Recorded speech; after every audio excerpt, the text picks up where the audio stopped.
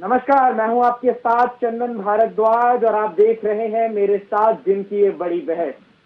एक तरफ देश में जहां कोरोना संक्रमण उत्पात मचाता हुआ नजर आ रहा है, एक तरफ देश में जहां आज कोरोना संक्रमण के 4 लाख से ज्यादा मामले दर्ज किए गए हैं, तो वहीं दूसरी तरफ इसी देश के एक राज्य में हिंसा का खूनी खेल खेला जा रहा है। एक तरफ जहां देश में लगातार कोरोना संक्रमण से मौतों का आंकड़ा रिकॉर्ड तोड़ता हुआ नजर आ रहा है, तो दूसरी तरफ इसी देश के एक प्रदेश में राजनीतिक हिंसा से लोगों की मौत हो रही है। कौन है इसका जिम्मेदार? तृणमूल कांग्रेस का कहना है कि इसके पीछे भारतीय जनता पार्टी जो है वो खुद जिम्मेदार है। तो वहीं भारतीय जनता पार्टी साफ तौर पर अपने राजनीतिक कार्यकर्ताओं की हत्या का आरोप तृणमूल कांग्रेस पर लगाती हुई नजर आ रही है। आरोप प्रत्यारोप के बीच कल ममता बनर्जी ने पश्चिम बंगाल के मुख्यमंत्री के तौर पर तीसरी बार शपथ भी ले लिया और शपथ लेते ही ममता बनर्जी एक्शन मोड में दिखी। उन्होंने तुरंत इस बात का आश्वासन दिया कि उनकी सरकार किसी भी तरीके से राजनीतिक हिंसाओं को बर्दाश्त नहीं करेगी। लेकिन बड़ा सवाल यह है कि जिस तरीके से अब भी पश्चिम बंगाल के कई हिस्सों से लगातार वीडियोज निकलकर सामने आ रहे हैं जिसमें एक पार्टी विशेष के कार्यकर्ता अपनी जान को खतरा बता रहे हैं, ऐसे में क्या ममता बनर्जी की तृणमूल कांग्रेस ही इन सभी चीजों के लिए जिम्मेदार है? इन तमाम चीजों पर चर्चा करने के लिए और अपने अपने पक्षों को रखने के लिए मेरे साथ भारतीय जनता पार्टी से तिलक सिंह जुड़ रहे हैं और साथ ही साथ तृणमूल कांग्रेस से मेरे साथ सुमित मेहरोत्रा जुड़ेंगे। लेकिन जिस तरीके से हिंसा इस वक्त पिछले चुनावी नतीजों के बाद से जारी है, उसका एक सवाल खड़े कर रहा है। सुमित मेहरोत्रा तृणमूल कांग्रेस से मेरे साथ सीधा इस चर्चा में जुड़ रहे हैं। सुमित, सीधा सवाल, पश्चिम बंगाल की मुख्यमंत्री ममता बनर्जी ने एक चुनावी सभा में कहा था कि ये जो केंद्रीय एजेंसियां हैं ये केवल चुनाव तक हैं, इसके बाद तो हम ही यहाँ रहेंगे। क्या जो उन्होंने कहा वो आपके पार्टी के कार्यकर्ताओं ने सीरियसली लेते हुए एक राजनीतिक द्वेष के तहत भारतीय जनता पार्टी के कार्यकर्ताओं की हत्या और हिंसा की खबरें जो आ रही हैं वो की जा रही हैं? ऐसा नहीं है कि माननीय ममता जी ने कोई भड़काने वाले भाषण दिए हो कि बाद में हम ही रहेंगे। देखिए वहां पे ये कहा तो था ममता बनर्जी ने, तुम्हें कहा था या नहीं? चंदन भाई सुन तो लीजिए, थोड़ा सा टाइम दीजिए। देखिए मेरी बात कंप्लीट होने दीजिए। चंदन भाई, जिस तरीके से माननीय योगी बाबा जी हमारे चुनावों में पहुंचते हैं बंगाल में और वहां पे दंगा भड़काने की बातें करते थी, 2 मई के बाद टीएमसी के गुंडों को जान बचाना मुश्किल पड़ जाएगी। और कई नेताओं के वीडियो वायरल हो चुके हैं जिन्होंने कहा है कि 2 मई के बाद टीएमसी के गुंडों को अपनी जान बचाना मुश्किल पड़ जाएगा। तो ये कौन सी बातें हैं कि आप एक तरफ देश में अराजकता फैलाने की बातें करते हो, उकसाने की बातें करते हैं। हम ये कहते हैं किसी की तरफ से भी हुआ, पर ये बहुत बड़ी घटना है। जो घटना हुई है, उकसाने वाली बातें हुई है, ये गलत है। किसी की तरफ से भी हुई हो पर गलत है। अब कल माननीय ममता दीदी ने अपना शपथ ग्रहण कर लिया है, चुनाव अपने हाथों में कमान ले ली है, पर आप देखिएगा किस तरीके से वहाँ पे शांतिपूर्ण होती चली जाएगी। अभी तक वहाँ पे जो चुनाव के अधीन रहता था, वो सब चुनाव के ही सब उनके पास था। अभी क्या नाम है आपके प्रभाव, अब माननीय दीदी के पास तो कल क्या आया। चुनाव आयोग ने हिंसा करवाई है? चुनाव आयोग ने करवाई है हिंसा? नहीं, देखिए जो घटनाएं हुई हैं चंदन भाई, मेरी बात कंप्लीट हो गई। चंदन भाई,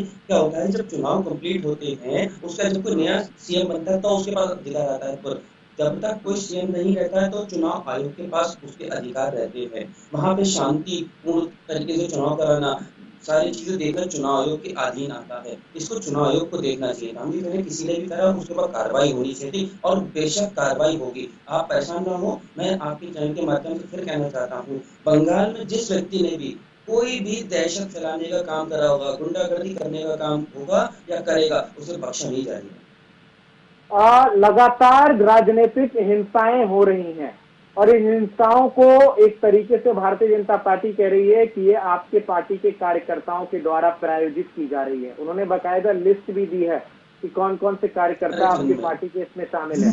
चंदन भाई देखिए, आरोप प्रत्यारोप का इस समय टाइम नहीं है। इस समय कोविड महामारी का दौर है, पर भारतीय जनता पार्टी इसको भुनाने में लगी हुई है। जब भारतीय जनता पार्टी को वहां के बंगाल वासियों ने अपने वोट के माध्यम से भगाने का काम करा, तो अब ये चाह रहे हैं वहां पे हम दंगा करा दें। इनका यही रहता है। आप देखिए, दिल्ली के अंदर बैठे हुए 15 दिन तक दंगा चलता रहा। माननीय गृह मंत्री, माननीय प्रधानमंत्री जी की आंखें उस समय नहीं खुली थी जिस समय 15 दिन तक दंगा होता रहा। आज केवल बंगाल बंगाल बंगाल चलाते चले आ रहे। इन्हें सर सत्ता चाहिए सर, कि इसी तरीके दिल्ली से की बात थोड़ी हो रही है। वहां दिल्ली पर की हिंसा जब हुई तो भारतीय जनता पार्टी अरे से भी सवाल पूछे गए तिलक थे, भाई कांग्रेस और आम आदमी पार्टी तिलक से भी भाई पूछे तिलक गए भाई थे। तिलक भाई मेरी बात कंप्लीट होने दी, फिर आपकी बात रखिएगा, बिल्कुल रखिएगा, मैं आपकी बात भी सुनूंगा, उसमें कोई राय नहीं है।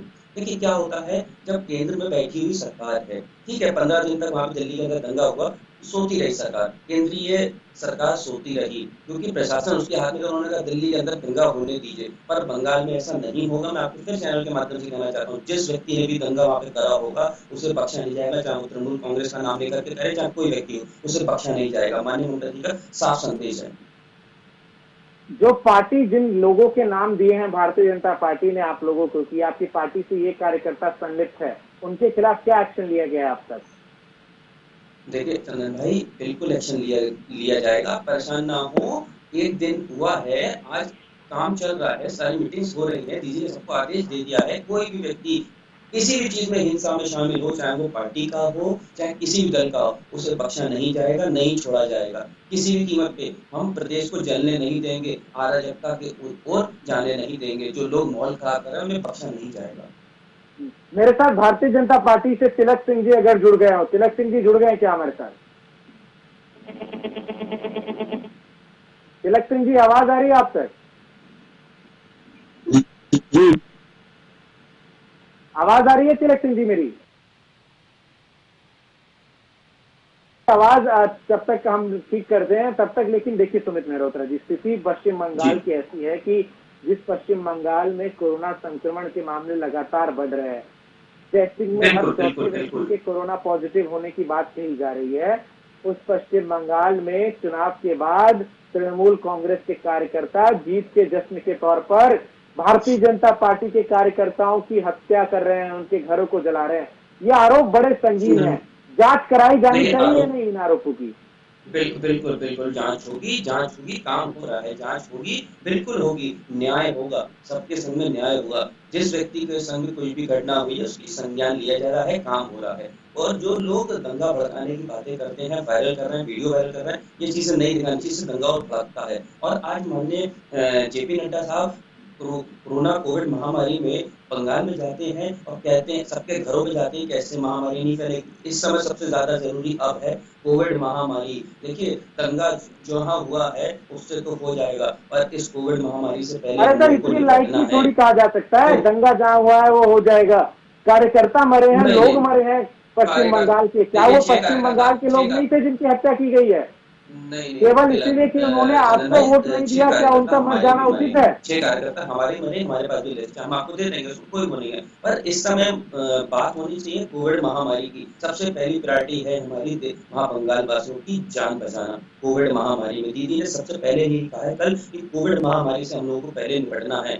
हाँ ठीक है, बात कि वहाँ पे दंगा हुआ है, कहीं पे छुटपुट घटनाएं हुई हैं, उसको भी देखा जाएगा, इसमें कोई तो राय नहीं है। जिन लोगों ने वहाँ का प्रदेश में माहौल खराब करने की बात करी है उन्हें बख्शा नहीं जाएगा, चाहे हम किसी पार्टी के हों।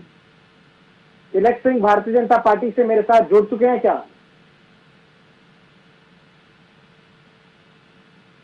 तिलक सिंह जी, अगर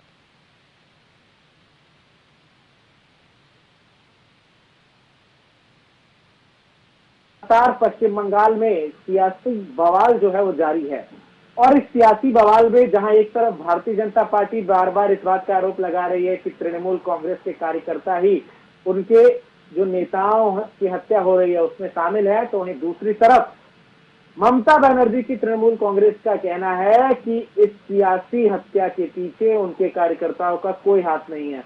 लॉ एंड ऑर्डर की बात जब ममता बनर्जी से पूछी जाती है तो ममता बनर्जी साफ तौर पर कहती हुई नजर आती हैं कि जिस तरीके से संक्रमण के मामले पश्चिम बंगाल में बढ़ रहे हैं, उनकी प्राथमिकता अभी इसको ठीक करना है। और ये हिंसाएं उस बीच हुई जब राज्य के लॉ एंड ऑर्डर की जो जिम्मेदारी थी वो चुनाव आयोग के पास थी। ऐसे में बड़े सवाल जो हैं वो ये है कि आखिर क्या ममता बनर्जी अब चूंकि पदभार ग्रहण कर चुकी हैं तो उन तमाम जो कार्यकर्ताओं की हत्या हुई है उनको न्याय दिला पाएंगी, क्योंकि लगातार पश्चिम बंगाल में 8 चरणों में हुए चुनाव में जिस तरीके से सियासी हत्याएं हुई हैं वो इस बात की ओर इशारा कर रहे कि पश्चिम बंगाल में हुए ये चुनाव बेहद ही रक्त रंजित चुनाव रहे। लेकिन इस बीच लगातार मेरे साथ दोनों मेहमान भारतीय जनता पार्टी और तृणमूल कांग्रेस के जुड़े हुए हैं।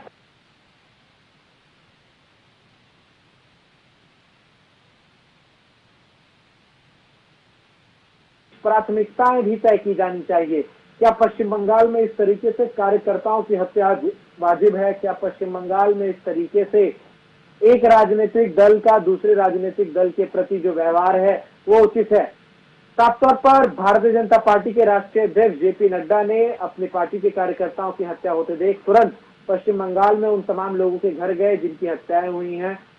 ममता बनर्जी पर बड़ा आरोप भारतीय जनता पार्टी और स्वयं अध्यक्ष जेपी नड्डा ने लगाया कि ममता बनर्जी जो है वो पश्चिम बंगाल को पूरी तरीके से एक जो सोनार बांग्ला जिसकी बात भारतीय जनता पार्टी कर रही थी उससे इतर बंगाल को खत्म करने में तुले हुई हैं। इन तरीके से सीधा तिलक सिंह भारतीय जनता पार्टी से मेरे साथ जुड़ रहे हैं। तिलक सिंह, बड़ा आरोप लग रहा है तृणमूल कांग्रेस की तरफ से आप पर कि आप पश्चिम बंगाल में हार का चीज जो है वो वहां के माहौल को खराब करके निकालने की कोशिश में लगे हुए हैं। देखिए चंदन भाई, ये आरोप ही बिल्कुल बेबुनियाद है। पूरा देश देख रहा है कि जिस तरीके से तृणमूल के वहां पे जो गुंडे हैं वो जिस तरीके से संघ के और भाजपा के कार्यकर्ताओं के मौत के घाट उतार रहे हैं, बड़ी क्रूरता से और बड़ी निर्दयता से, उनका एक भी बलिदान व्यर्थ नहीं जाएगा और ममता दीदी को इसकी सजा भुगतनी पड़ेगी। चंदन भाई, मैं आपको वादा कर रहा हूँ, मेरा राष्ट्रीय अध्यक्ष बंगाल दौरे पे है और वहां के सारा जो है वहां जायजा लिया जा रहा है और जिस भी तरह की जरूरत पड़ेगी, अगर सेंट्रल फोर्सेस की जरूरत पड़ेगी तो वो भी लगाया जाएगा वहां पे। और मैं वादा करता हूं एक भी कार्यकर्ता का भाजपा का नेता साथ नहीं छोड़ेगा और हम अपने एक एक कार्यकर्ता के साथ में हैं। और ये जो उल्टा जो इन्होंने हमारे ऊपर इल्जाम लगाया है, ये बड़ी दयनीय स्थिति है कि देखिए खुलेआम वहां तृणमूल के गुंडों ने हमारे कार्यकर्ताओं को मौत के घाट उतार दिया और अभी भी मौत के घाट उतार रहे हैं। मैं अभी जब बात कर रहा हूं आपसे, लाइव बात करने के दौरान भी वहां पे हमारे लोगों को मारा जा रहा है।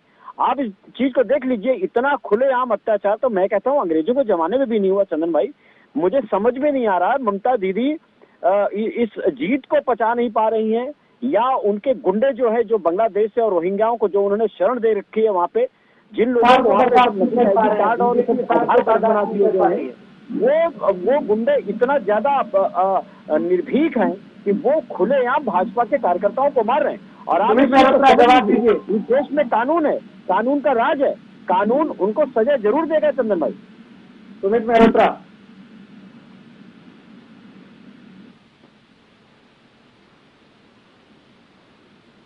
तो तिलक सिंह जी, लेकिन एक बड़ा सवाल ये भी है, जिस तरीके से आप लोग 2 मई दीदी गई का नारा लगा रहे थे, दीदी तो नहीं गई, उल्टा प्रचंड बहुमत से पश्चिम बंगाल में आ गई। तृणमूल कांग्रेस का ये कहना है कि आप ये हार बर्दाश्त नहीं कर पा रहे और इसीलिए खुद ही हिंसा जो है वो करके और पश्चिम बंगाल की छवि जो है वो बर्बाद करने की कोशिश कर रहे हैं। क्या आप लोग पश्चिम बंगाल को भारत का हिस्सा नहीं मान रहे? देखिए चंदन भाई, सवाल तो ये उठता है कि जो हमारे ऊपर जो सवाल ये बना रहे हैं, नकली सवाल जो बनाए जा रहे हैं, असल में नकली सवाल का कोई आधार नहीं है। असली सवाल ये है कि क्या वो लोग पश्चिम बंगाल को देश का हिस्सा नहीं मानते हैं? क्या वो लोग अपनी जीत नहीं पचा पा रहे हैं? हार पचाना, देखिए हम कभी भी हार में या जीतते हैं या सीखते हैं, हम कभी भी हार में या जीत में हम बैलेंस रहते हैं, हम कभी अनबैलेंस नहीं होते। हार से क्या सीखे तिलक सिंह जी? या जीत में कोई गलत काम करने के ना सोचते हैं, ना हमने पहले हमारा ऐसा कोई तिलक सिंह जी, पश्चिम बंगाल की हार से क्या सीखे आप? देखिए चंदन भाई, हम हार से ये सीख रहे हैं कि हमारी वहाँ कुछ त्रुटियां रही हैं और हमने पहली बार 3 से 75 सीटें हमने वहाँ पे बनाई हैं। और अगर 3 से 75 सीटें हमारी वहाँ पे बन रही हैं तो मैं मानता हूँ कि हमारी बड़ी जीत है। और दूसरा, ममता बनर्जी जो इनकी सेना की, जो गुंडों की सेना है, उनका सेनापति हार गया है, तो हमारे लिए ये भी बड़ी जीत है, हम इसको अपनी बड़ी जीत मानते हैं। और हमारी सरकार वहाँ बनेगी 5-6%। गुंडों का सेना कह रहे हैं तिलक सिंह जी। जी जी जी जी, मैं सुन रहा हूँ उनकी बात, बिल्कुल सुन रहा हूँ, पर इन्हें ये शोभा नहीं देता। आज गुंडों, आज ये कहते हैं गुंडों की पार्टी है, यही लोग बंगाल में जाके जब वोट मांगते हैं तो जनता को ये गुंडा कह रहे हैं। वहां की जनता ने इन्हें वोट दिया है, इनके पास खुद का कुछ नहीं था। मैं आपको बता दूं चंदन भाई, देखिए जो ये बातें करते हैं कि हम 3 से 75 पे आ गए, 77 पे आ गए, इनका अपना कुछ नहीं है। 35 विधायक जो बने हैं वो बने हैं टीएमसी के, 25 विधायक जो इनकी पार्टी में बने हैं कांग्रेस के, और बाकी जो 10 और 12 विधायक रह गए हैं इनके, वो बने हैं सीपीएम वाले, जो उन्होंने तोड़ तोड़ के लेकर के आके बनाए थे। इनका अपना कुछ नहीं है, आज भी इनका अपना कुछ नहीं है। और थोड़ा समय रुकिए, यही लोग सुमित मेहरोत्रा अरे सुनिए तिलक भाई, देखिए मैं आपके बीच में नहीं बोला था। अभी भी आप चुनावी मोड में है क्या?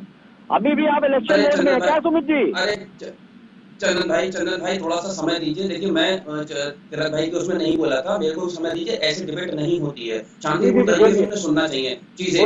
देखिए क्या है, इनके पास अपना खुद कुछ नहीं है, सब किराए का लिया हुआ है। तो ये बातें करते हैं बहुत बड़ी बड़ी, बंगाल में भी जाकर के इन्होंने बहुत बड़ी बड़ी बातें करी थी, जनता ने वहां पे नकार दिया। अब इन्होंने क्या चुना कि जनता ने तो हमें नकार दिया, पर हम किस उससे कि ममता दीदी के ऊपर राष्ट्रपति शासन लगा दे, दंगा हो रहा है, तुरंत चुनाव आयोग के पास पहुंच गए, राष्ट्रपति जी के पास पहुंच गए, सारी चीजें करने पहुंच जाते हैं। पर दिल्ली के अंदर जब दंगा होता है तो इनको कुछ दिखाई नहीं पड़ता है। उत्तर प्रदेश में जब लड़कियों सुनिए चंदन भाई सुनिए, दंगों की बात नहीं हो रही ना इस वक्त। मैं आपको वही बता रहा हूँ, पश्चिम बंगाल के अंदर जो दंगे हो रहे हैं उनमें बात करने के बजाय दिल्ली दंगों पे आप क्यों पहुंच गए? आप अभी भी चुनावी मोड में है क्या? चुनाव खत्म हो गए सुमित जी।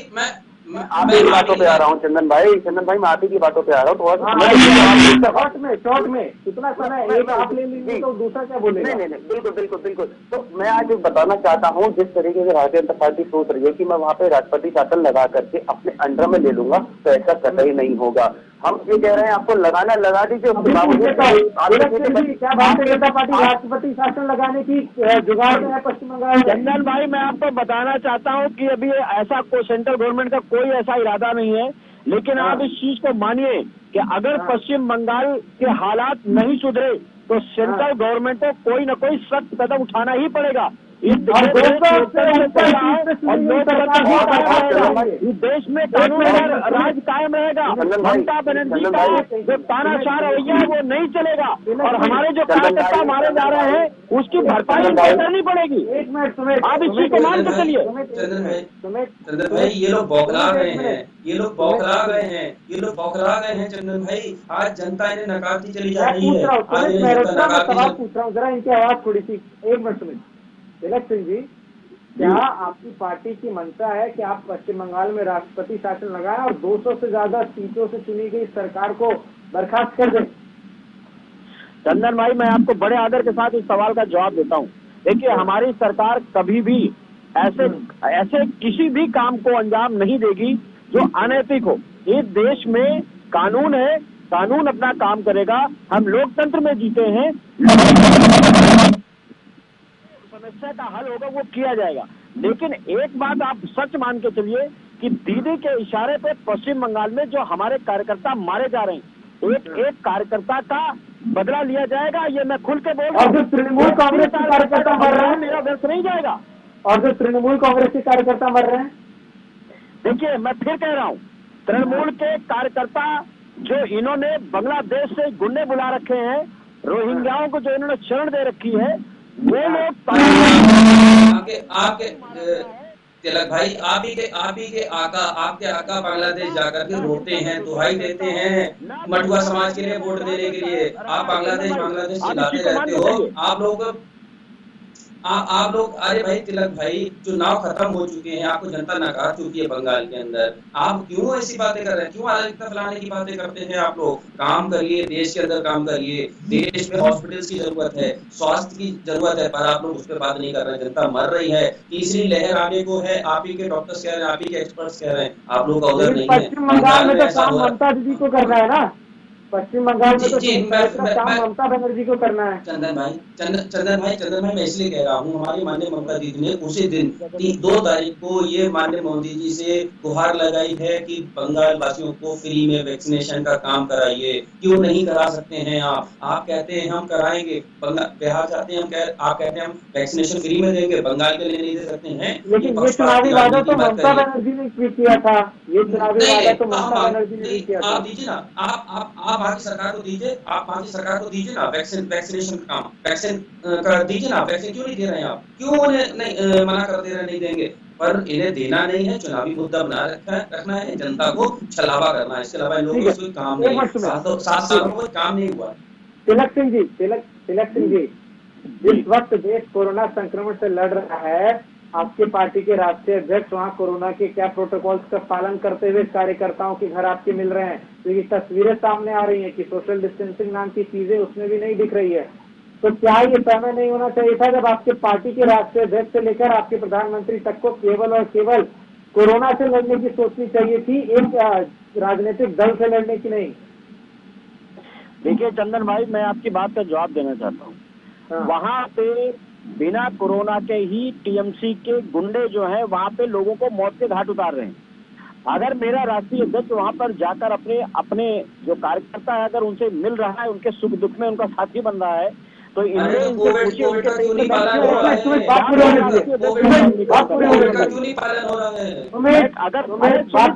भैया अभी आप चुनावी मोड से बाहर क्यों नहीं आ रहे हैं? आप दूसरे की बात सुनने के लिए तैयार क्यों नहीं है? बात पूरी होने दीजिए। अगर हमारा एक कार्यकर्ता वहाँ पे तकलीफ में है, हमारे कार्यकर्ताओं को मार के मौत के घाट उतारा जा रहा है, मार के जमीन पे दफनाया जा रहा है, मार के पेड़ पे टांग दिया जाता है, मार के जो है जला दिया जाता है, उनके घरों को जलाया जाता है, तो मेरे राष्ट्रीय अध्यक्ष वहाँ पे गए हैं। कोरोना होगा या नहीं होगा, वो तो बेमौत मारे जा रहे हैं ना भैया, वहाँ पे बिना कोरोना के लोग मारे जा रहे हैं। तो बताइए क्या गलत काम कर रहे हैं वहाँ पे, अगर वो उनके दुख में और उनकी तकलीफ में वहाँ पे उनके साथी बन रहे हैं, तो अगर खड़े हो रहे हैं तो सुमित मेहरोत्रा क्या गलत काम कर रहे हैं? चंदन भाई मैं आपको आज फिर बता दूं, जो वहाँ पे काम हो रहा है वो असली और नकली का हो रहा है। भारतीय जनता पार्टी में ही आपस में लड़ाइयाँ हो रही हैं।